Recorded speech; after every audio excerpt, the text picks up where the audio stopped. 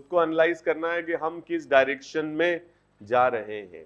ठीक है, पहली बात, जितना भी टाइम बचा हुआ है उसकी प्रॉपर प्लानिंग करनी है। ठीक है, और ये बात तो छोड़ दो आप कि आपके पास टाइम कम है। ठीक है, आपके पास टाइम बहुत है। क्यों? आप एक दिन एक कंपैरिजन करो कि आपने कोई भी एग्जाम दिया हो बोर्ड का या कहीं और आपने एग्जाम दिया हो, तो उसके एक दिन पहले आपकी क्या मेंटल स्टेट होती है? यूनिडायरेक्शनल होती है कि नहीं? यूनिडायरेक्शनल क्यों होती है? क्योंकि हमें पता होता है कि यार हमें आज ही इतने टॉपिक कंप्लीट करने हैं, तो पूरा ध्यान हम एक ही तरफ लगा के रखते हैं। हाँ, पूरा ध्यान हमारा एक ही तरफ रहता है और कहीं हम सोचते ही नहीं है, और उसकी वजह से कम टाइम में भी बहुत ज्यादा पढ़ लेते हैं। और आपसे बोला जाए कि यार ये शीट करनी है यार 1 हफ्ते में, ठीक है, अगले मंडे को डिस्कशन है, तो पूरा हफ्ता लगा दो क्या आप? और मैं बोलूंगा ना कल करनी है, तो कल करके ले आओगे। समझ रहे हो? देखो, प्रेशर आएगा, पेनफुल होगा, लेकिन ये पेन जो लेना सीख जाता है वही जीवन में बहुत आगे जाता है। तो इंपॉर्टेंट क्या है? कम टाइम में ज्यादा आउटपुट निकालना, ये इंपॉर्टेंट। इसलिए ये कंप्लेंट मत करो कि टाइम कम है आपके पास, ये आपकी मेंटल स्टेट है, टाइम कम नहीं है।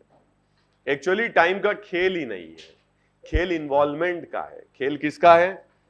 खेल इन्वॉल्वमेंट का है। ठीक है, आप कितना इन्वॉल्व हो करके काम कर रहे हो, आपका कितना कंसंट्रेशन है, वो खेल है।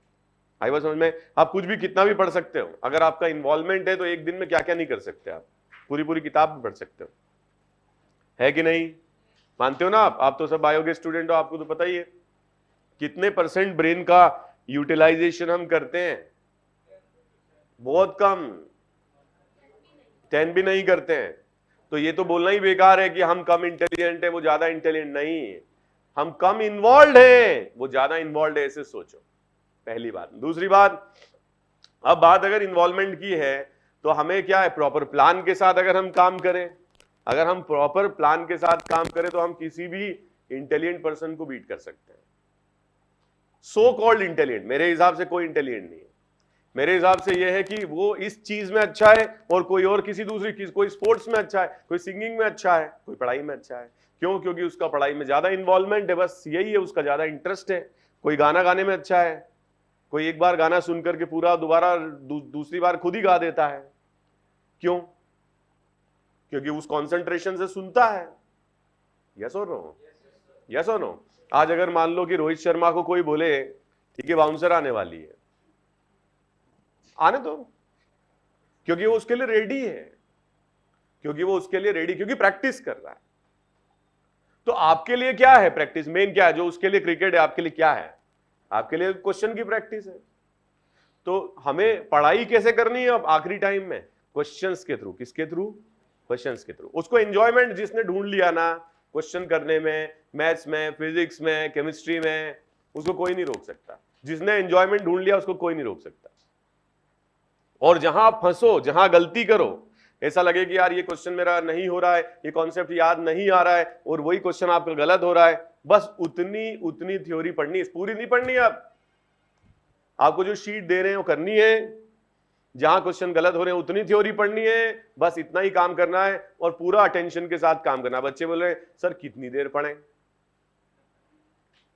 सुबह उठते हैं हम, जो भी काम जरूरी होते हैं करते हैं, ब्रेकफास्ट करते हैं, लंच का टाइम आपका, डिनर का टाइम आपका, क्लास का टाइम जो भी हम दे रहे हैं आपको वो आपका,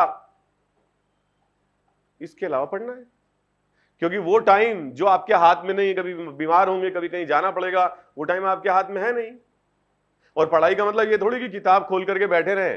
हम खाली भी बैठते हैं तब भी कई बार हमारे दिमाग में चीजें चलती रहती हैं कि नहीं बोलो? वो भी तो पढ़ाई है। मैं उस इन्वॉल्वमेंट की बात कर रहा हूं, वो इन्वॉल्वमेंट पूरा होना चाहिए, और जिसका इन्वॉल्वमेंट पूरा 100% है